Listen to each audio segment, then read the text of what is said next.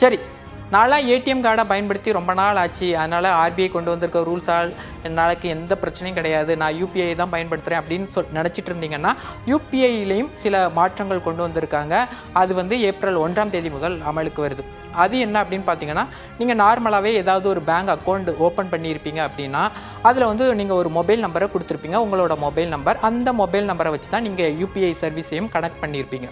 அப்படி இருக்கும்போது அந்த மொபைல் நம்பர் வந்து ரொம்ப நாளாக இன்ஆக்டிவில் இருந்துச்சுன்னா, உங்களுக்கு அந்த யூபிஐ சர்வீஸ் இனிமேல் ஏப்ரல் 1ஆம் தேதி முதல் வந்து செயல் இழக்கிறதுக்கு வாய்ப்பு இருக்குது அப்படின்னு சொல்லி என்பிசிஐ வந்து குறிப்பிட்டிருக்காங்க. அதாவது ஒரு மொபைல் நம்பர் கிட்டத்தட்ட ஒரு 2 மாதம் 3 மாதத்துக்கு மேலே இன்ஆக்டிவாக இருக்கும்போது அந்த மொபைல் நம்பரை பயன்படுத்தி நீங்கள் யூபிஐ சர்வீஸை பயன்படுத்துகிறவராக இருந்தால் உங்களுக்கு சிக்கல் வரும்.